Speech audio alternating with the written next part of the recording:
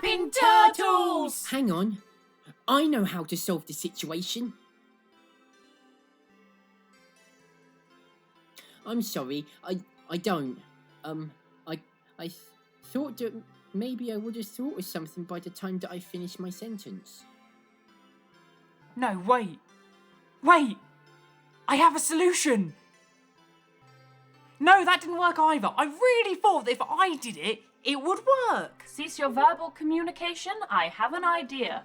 No, Brian, we've already tried that and it doesn't work. You should know that if I can't come up with an idea on the spot, then you certainly can't. No, sir, I have a real idea. Well, why didn't you say so? Out with it, Brian! My soul is on the line! There is no time to waste! You're all so dramatic. I'm taking his soul. There's nothing to debate. This is not a negotiation. It's the sole purpose of why I'm here. So, it's funny because I said soul like S-O-U-L, but spelt S-O-L-E. Do you get it? Oh, come on. Give me something to work with here. Wow, tough crowd. My jokes are fire. Like the fires of the underworld. Scientist, are my humour processes malfunctioning? No. No, they are not. And, also, even if your jokes were good, we wouldn't be laughing at them because you are literally dragging me to hell. It's incredibly traumatic. I don't think you understand how this damning my soul to eternal darkness business is supposed to work. Yeah, read the room. Where did you learn that phrase, Master Gremlin? I have a book of 1001 hip young phrases for hot and trendy teens. I found it when we were clearing out the cupboard. You stole my book! Gremlin, you mustn't keep reading that. I plucked it out of the darkest part of human history. The 1990s. Talk to the hand. This book is the bomb, yo. Stop being such a freaking buzzkill, bro. We need to confiscate this book before the damage is irreversible. We need to hatch a plan immediately. We have to snatch it and destroy it. This is ridiculous. I am right in the middle of something. How have you managed to derail this? Again. This is literally my moment. Stop changing the subject and let me drag your friend away and burn his skin on hot coals for the rest of eternity like I'd planned to. No! Cowabunga! Look, we were all up for dealing with this dramatic dragging me to the underworld thing before the Gremlin got his grubby hands on a book of 90s phrases. There are more important things to deal with now. I'm not exaggerating when I tell you that this gremlin having access to this book could bring doom and destruction to the whole of man, robot, and gremlin kind. That's quite demon exclusionary. Oh, that's not the point. Enough! I have waited too long. There is no way out of this, no matter how long you try and delay the inevitable. Wait, Brian, didn't you say that you had an idea? Ah, yes. Allow me to illuminate. Shh, we're listening to Brian. I bet their idea is totally gnarly, dude. Hang 10. This is a real crab apple Sunday morning afternoon. I made that last one up. Go ahead, Brian. As I was saying, not that any of you have asked, recently I have been occupying my time with over 600 online learning courses. And when did you find the time for all that? I did most of it in the 2 weeks we spent in the cupboard when we were supposed to be looking for the whiteboard, but no one was doing it, which is fine. Anyway, one of those online learning courses was in the law of demonology, which I suppose is quite convenient now. Mr. Demon, is it or is it not correct that in order to claim the soul of a human being, their soul must be more evil than it is good? Technically, as a demon, I don't have a gender, so I'm not a mister. And though you might be right, I have been studying you all for weeks, and I know for a fact that Albert Ackintosh is evil. Do you remember that time when he was literally beating you, Brian?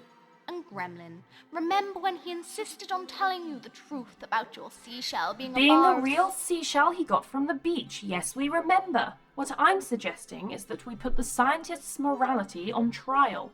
Trial? Did you say trial? He'll need a lawyer. Somebody to defend him from the prosecution and prove his innocence. Brian, flip all the tables over. We can build a witness stand. Okay, no, nobody do that. We're not I'm building a already witness stand. doing No, it. absolutely. Oh, no. Right. We're gonna need a jury. No! No one must ever find out that we're here. How many times? Literally everyone knows that you're up here. I wouldn't bother, little demon. It's a losing battle. Now our court is set up, we'll need somebody to win the case for you. Somebody with guts, brains, who knows the law like the back of their hand. Somebody with nerves of steel, an analytical genius. Somebody whose name begins with a B. Well, I wouldn't say genius.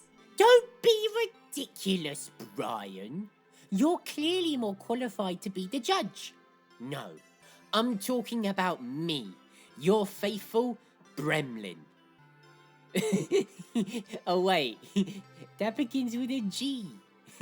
But when I'm in the courtroom, I'm not your friendly gremlin that you know and love. No, I'm Bobby Bobson, the best damn lawyer this side of the east wing of the hotel. I've never lost a case before, and I'm sure as heck not gonna lose this one. But I promised myself that I would never come out of retirement. What could this do to my wife and kids? Not to mention the dog. After my last case, I never thought I'd get him back. But no, my friend needs me. And without my help, his soul is lost forever. Lady Justice may be blind, but she would never fall deaf on a dead man's cries, howling at the moon at the dead of night. Ow woo! Ow woo! It got away from me at the end there. But what I'm trying to say is that I'll take the case. Well, if you're happy with that, I scientist, absolutely am then not. that leaves the demon as the prosecution. Ugh, alright, fine. If it will stop you talking, then I'll do it. This'll be good. This is how it's going to work.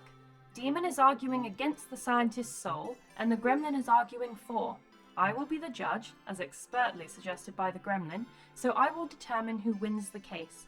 To make it fair, I will run my impartiality program. It was developed when I was mediating the treaty between us and the mice. We will be using the radio hijacking system to gather witness statements. Any questions? Yes, many. Excellent, let's get started. I like to call myself to the stand.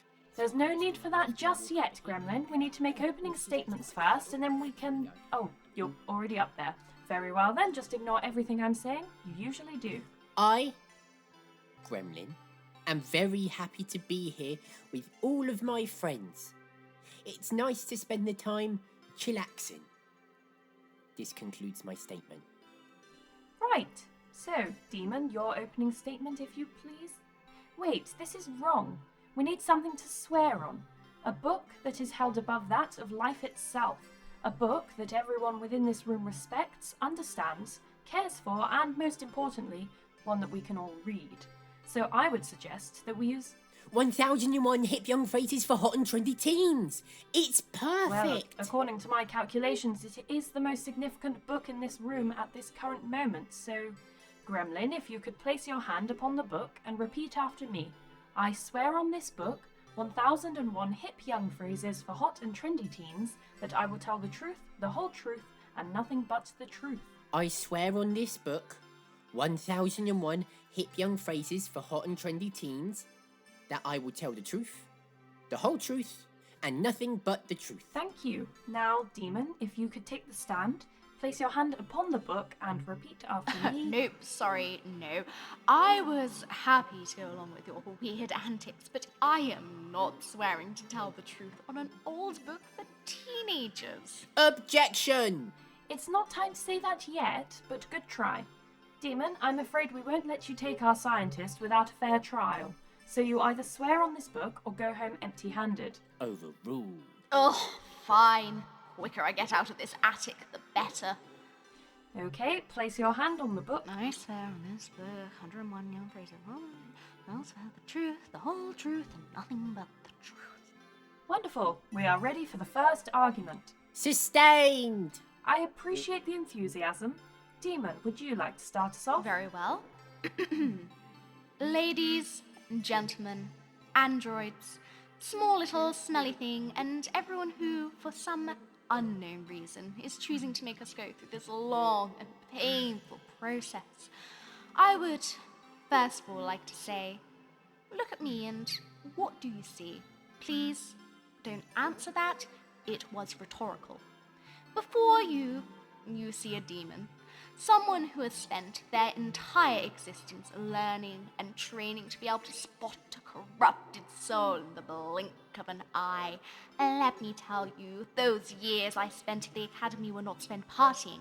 They were not spent slacking off from my studies to go down to the local arcade, play some pinball with the other demons. No!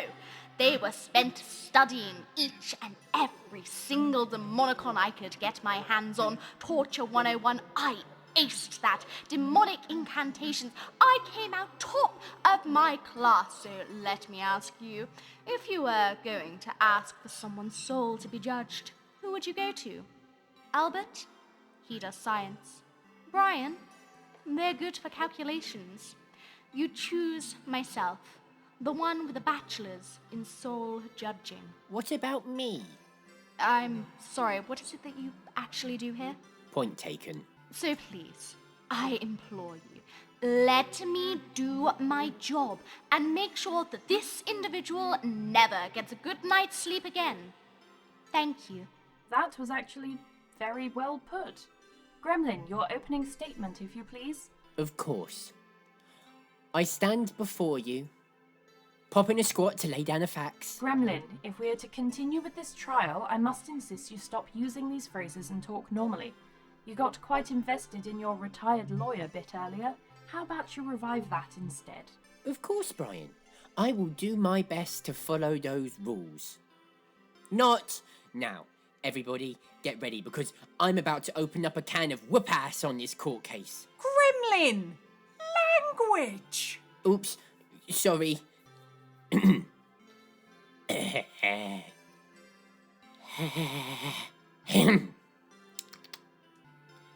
I have lived in this attic for about 2 weeks and a half. And in that time, yes, I have been made fun of. Yes, I have been made the butt of the joke. Been called names like green cabbage, tennis ball, and many other horrible, horrible names. But in all of that time, I have felt at home. I have felt like there is a place that I belong.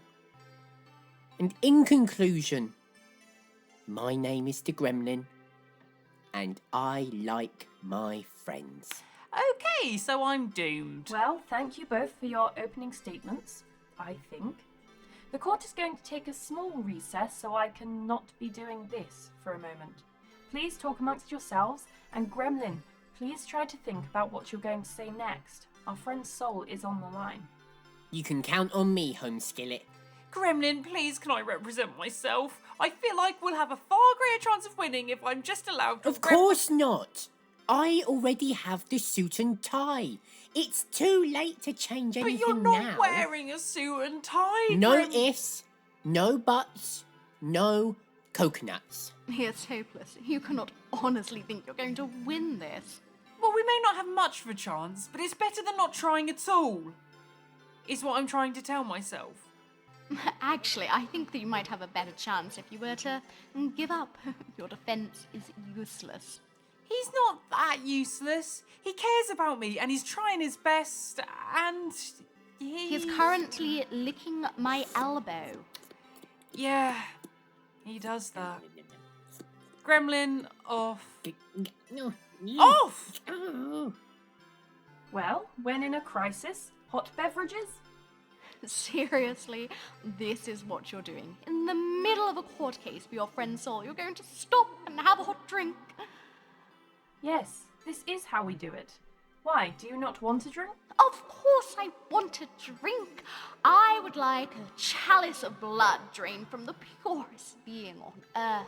I don't stock that, unfortunately. Oh, well, chamomile tea then. I'll have a small black coffee with 7 shots of espresso, please, Brian.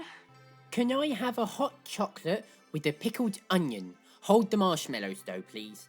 I'm in the business of business. And by business, I do of course mean law business. And I will have an engine oil frappe.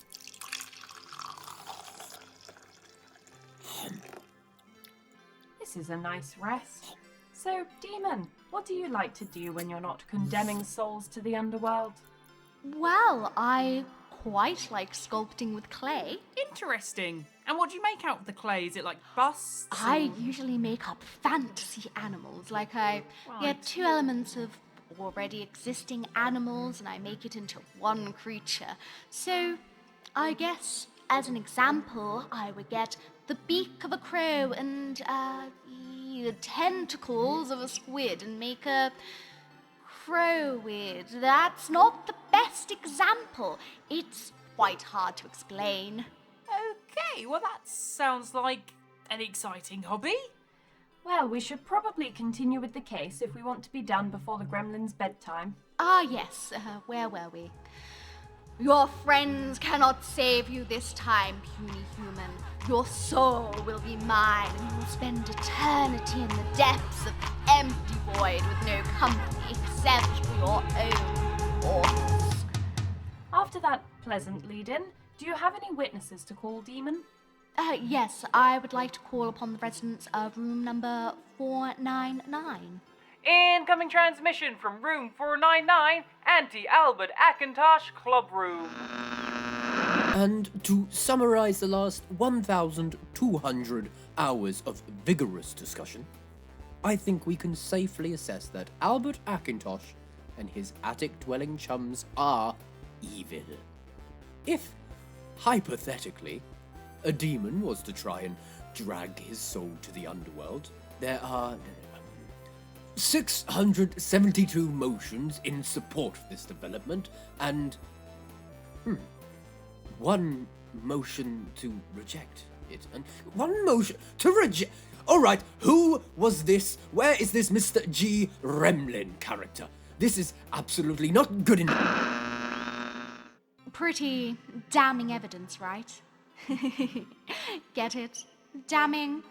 It's funny because it's literally damning. That's good, right? It is! It is good! It's a good joke. Who needs you guys? I don't need approval. You don't need to drag us to the underworld, because that joke was enough of a punishment. I know. I'm great. I'm sure they won't have enough evidence, though. Certainly not enough to be damning. Oh, just give me an Oscar. Funny, Gremlin. Really? That's how we're playing it then. Okay, Gremlin. How about you pull your witness? Oh, good idea. You're gonna be toast after this one. I call my witness in room 3.14, the scientist's one and only inspiration. You're hijacking the professor. I based all my inventions off his research. He's literally the reason I became a scientist. He's going to have something nice to say about me. I am sure of it. Incoming transmission from room 3.14, the laboratory. Scientist in the attic?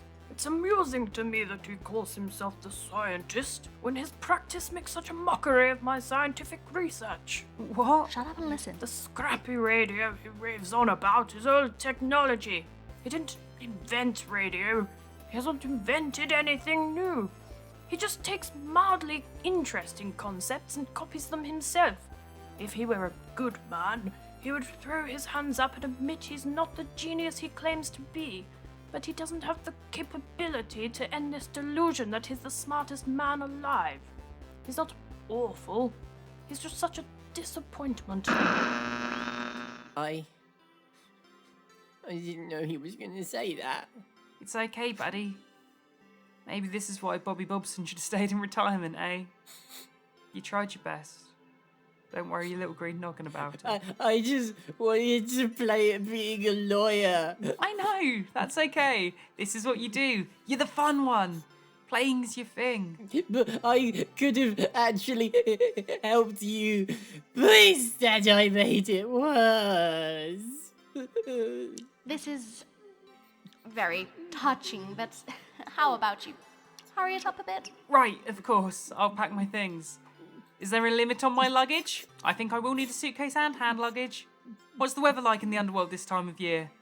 Do I need to pack a jumper? The trial has not concluded yet. I would like to call a surprise witness. Are you allowed to do that as the judge? It doesn't sound very impartial to me. Okay, I believe the Gremlin would like to call a surprise witness. Isn't that correct, Gremlin? Yes. I would like to call a surprise witness. Oh, I wonder who's at the door. Alright, geezers, it's me, Stanley. Sorry to interrupt. Looks like you're in the midst of some high court drama. I would have waited till you were done, but I've got dance class in 30. You know the type, you know the type. Anyway, I've got a package for you, addressed to the hotel attic. Some kind of milk steamer. You lot really are full of surprises. It was dropped off by a stork. Well, I thought they only did babies. Yeah, you know the type, you know the type. I've got 4 kids myself. Didn't order any of them. All just dropped off at the door. Love them a lot, little rascals. Yeah, you know the type. One of them is the patron saint of the Raven's Talon, covered in black feathers. Or are they blue? Nobody really knows, do they? Right, well I'll leave you to it. See you later, geezers. Don't get dragged into hell or nothing while I'm gone. Ha! In a bit. Don't tell me that's your witness. What? No, he was just delivering my milk steamer. I'm sure I mentioned it. No, our new witness is in room 557. Incoming transmission from room 557, ceremony hall 4. I would like to thank you all for my 5th Nobel Peace Prize. If I had known 25 years ago how much my invention would have changed the world, I never would have believed it. This has been my single greatest invention, and I will forever be proud of how much I have achieved all by myself. Wow, David, I didn't expect that. I don't see how this is relevant. David was the scientist's apprentice around 30 years ago. Now I would like to present some evidence from my internal recording system. Say what? I was fitted with a recording system to document the processes of the scientist's early inventions. This tape I am submitting is from the 7th of March, 1990 at 4:15 p.m. Do you mind if I head home for the day, Albert? I have been up for 3 days straight working on my equation. Yeah, of course, don't worry about it, David. We've made some really great progress. I think you've earned a good day's rest. I might go up to the attic later to check on my secret project. Oh, good idea. Well, I'll see you on Friday. Or should I say, See you on the flip side. You know, that book of 1001 hip young phrases for hot and trendy teens is serving us well. See you, David. Oh, David left his notes. Maybe I can catch up with him. Wow, this equation really is excellent. But there's a couple of errors. Right, so if I just carry this 0 over here, if I move this here, and if I just cross that out. The scientist fixed the errors in David's equation without any praise or recognition, just from the goodness in his heart. David would not have had any of the success he's had today without the scientist's help. This is just one example of a selfless act that changed the whole path of another person's future.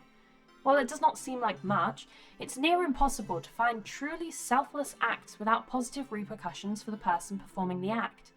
To find someone who is truly good. Right, enough of that. I've finished running my diagnostics. Wait, what? Wait, what? What? Wait. I have been stalling for time. I decided to run some diagnostics to test the morality levels of everybody's soul using all of the information I have gathered. I knew it would take some time, so to avoid the scientist being wrongly taken by the demon, I had to distract everyone until my calculations were complete. And if there's one thing that we can count on, it's that if you give the Gremlin a character to play, he's going to ramble on for a really long time. Hence the court case. It's genius, Brian. Thank you, sir. After all, I was invented by a genius. Wait. So if the trial wasn't real, it means I never left retirement. My wife and kids are still safe. And I didn't let anyone down. What's the good news then, Brian? How good are we? I bet we're so good. Well, that's the catch. It turns out that the scientist is 51% evil, so only just tipping the scale. I am 62% evil, which is a bit disconcerting but not exactly a surprise. And Gremlin, you are completely evil. I have you all. I almost cannot believe it. Your souls are all mine. Who knew having a robot with infallible logic processors and their impartiality program turned on would work out so well in my favor? You've snookered yourselves. Checkmate. Mousetrap. I've passed go and collected 200. You are the snakes and I'm the ladders. Actually, I ran your soul through my diagnostics too. It turns out your soul is 51% good. No, surely not. That cannot be true. 51% good, but... No ifs. No buts. No coconuts! Ha! Checkmate! At it, gang! At it, gang! Don't leave me hanging! At it, gang! Okay, yeah, fine, don't worry about it. It's fine. No. This makes no sense. You've wasted all my time. You've destroyed my dream, my life's work, and you make terrible chamomile tea. I hate you, I hate myself, and I hate chamomile tea. This attic is literally worse than the place that is designed to be the worst place in the entire multiverse. This attic is worse than the worst place in the entire multiverse. You are the worst. Literally the worst. Okay, I will strike you a deal. I will let your souls go free if you let me stay and study your evil behavior for the next shall we say 50 years? 50 years? It's a deal. Attic gang. Attic gang. One more member. Attic gang. Attic gang. Attic gang. One more member. Attic gang. Attic gang. Attic gang. Looks like you're one of us now. Attic gang. Any regrets? Attic gang. Holy snapping turtles. Attic gang. Woo!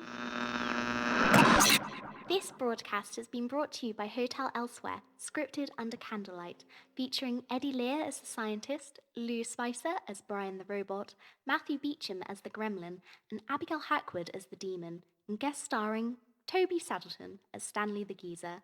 All additional voices provided by featured artists. Audio engineering and original music by Eddie Lear, artwork by Abigail Hackwood. If you enjoyed this adventure, please consider subscribing to our Patreon at patreon.com/hotelelsewhere. Thank you for listening.